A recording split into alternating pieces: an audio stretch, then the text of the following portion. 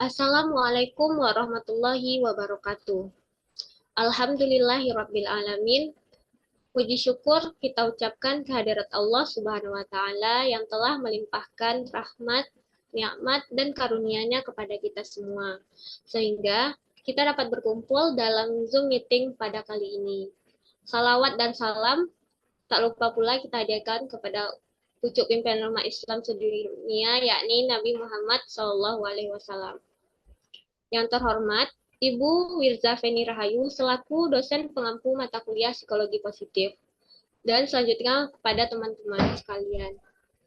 Pada kesempatan kali ini, izinkan kami dari kelompok 3, saya sendiri Nurul Hidayah sebagai moderator, selanjutnya Harasta Mumtaz sebagai pemateri, dan Windy Karisna sebagai pemateri. Pada kesempatan kali ini, kita akan membahas mengenai konsep love dalam psikologi positif. Adapun isi presentasi pada kali ini, yang pertama membahas mengenai latar belakang love, yang kedua, definisi love itu sendiri, yang ketiga, aspek atau komponen apa saja terkait love, dan yang keempat, faktor yang mempengaruhi love, yang kelima, penelitian terbaru terkait dengan konsep love, dan yang keenam, kesimpulan. Next.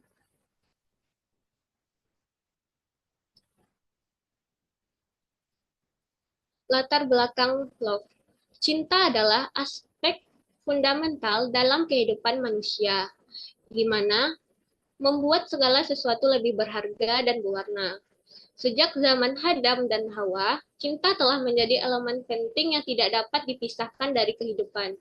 Cinta membuat hari-hari terasa lebih bermakna dan seringkali memunculkan senyuman tanpa alasan. Seperti halnya banyak lagu, puisi, dan tulisan yang membahas tentang cinta, di mana hal ini menunjukkan betapa pentingnya sebuah perasaan dalam kehidupan manusia. Meskipun sederhana, cinta merupakan konsep yang mendalam dan terus yang tak berubah dari zaman ke zaman. Next. Selanjutnya mengenai definisi love yang akan dibahas oleh Harasta. Kepada Harasta dipersilahkan.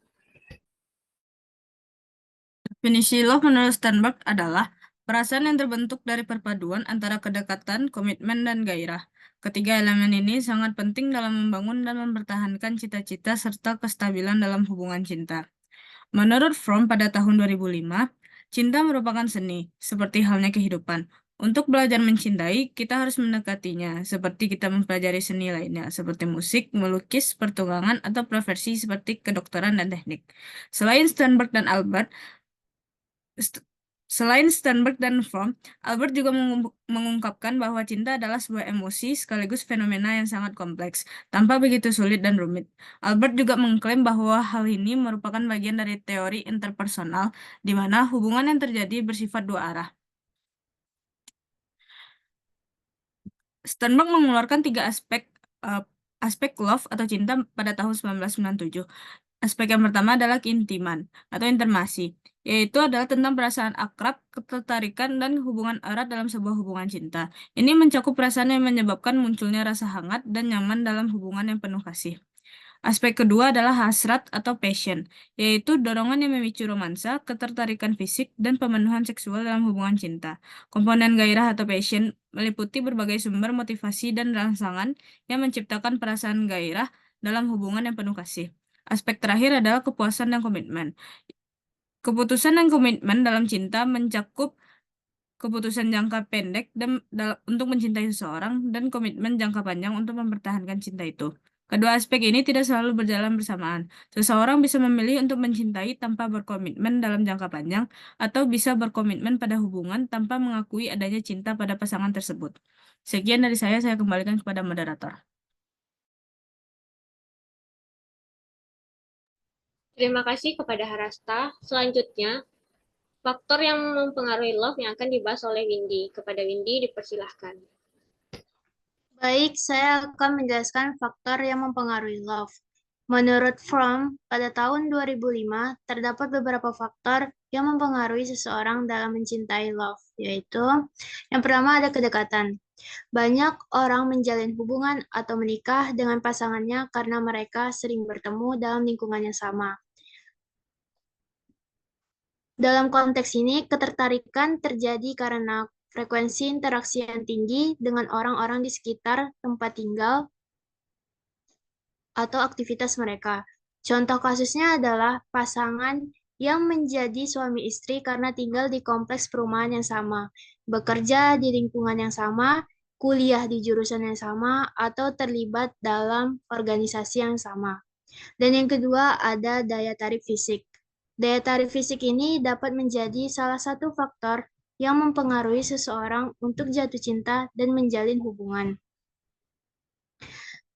Pria cenderung tertarik pada wanita karena penampilan fisiknya, sementara wanita lebih tertarik pada pria karena kepribadian mereka. Fakta ini menunjukkan bahwa wanita cantik lebih mudah mendapatkan teman kencan dibandingkan pria tampan. Misalnya pada tahun 2000-an di Indonesia, stereotip wanita cantik digambarkan sebagai perempuan berkulit putih, berambut sebahu, dan bertubuh langsing, sebagaimana terlihat dalam percakapan sehari-hari serta representasi di media massa seperti televisi dan majalah. Next. Yang ketiga, ada kesamaan dan kebutuhan saling melengkapi. Seseorang dapat menyukai atau mencintai orang lain karena adanya kesamaan atau kemiripan di antara mereka. Banyak pasangan yang berbagi nilai, keyakinan, sikap, dan perilaku yang serupa cenderung lebih memilih untuk menjalani kehidupan pernikahan yang bahagia. Dan yang keempat, ada seseorang mencintai orang yang mencintai dirinya. Seseorang cenderung mencintai orang yang mencintainya karena terdapat proses psikologis di mana ia merasa dihargai saat menerima cinta dari orang lain. Dan yang terakhir ada keuntungan yang diperoleh suatu hubungan, yaitu seseorang akan mencintai dan mempertahankan cintanya kepada orang lain karena orang tersebut memberikan berbagai keuntungan yang berarti berupa fisik, psikologis, materi, atau spiritual. Sekian penjelasan saya kembalikan kepada moderator.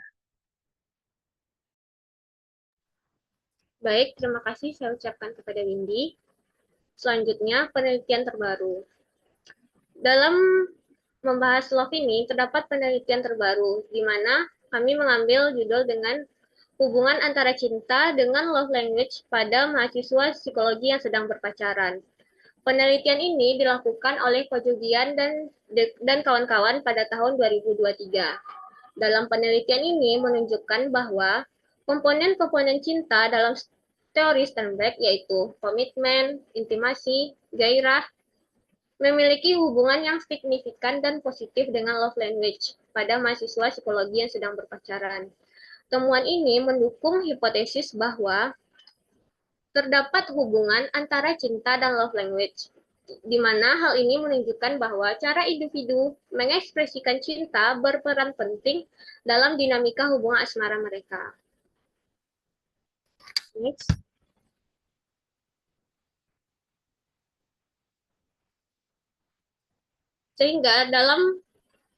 Sehingga dapat disimpulkan bahwa cinta adalah perasaan kompleks yang melibatkan kedekatan, komitmen, dan gairah. Menurut Sternberg, cinta terbagi dari 3 komponen utama. Keintiman, yang mencakup perasaan akrab dan nyaman. Hasrat, yang mencakup ketertarikan fisik dan romansa. Serta komitmen yang mencakup keputusan untuk mencintai dan mempertahankan suatu hubungan. Terdapat beberapa faktor yang mempengaruhi cinta, seperti kedekatan fisik, daya tarik fisik, kesamaan nilai dan keyakinan, serta manfaat yang diperoleh dari suatu hubungan tersebut. Sehingga, cinta juga bisa dipahami sebagai sebuah seni yang memerlukan pembelajaran dan praktik, sebagaimana diungkapkan oleh Fromm. Baiklah, sekian presentasi kami pada kali ini. Mohon maaf apabila terdapat kesalahan. Saya sebagai moderator, saya akhiri wabillahi taufik wal hidayah. Wassalamualaikum warahmatullahi wabarakatuh.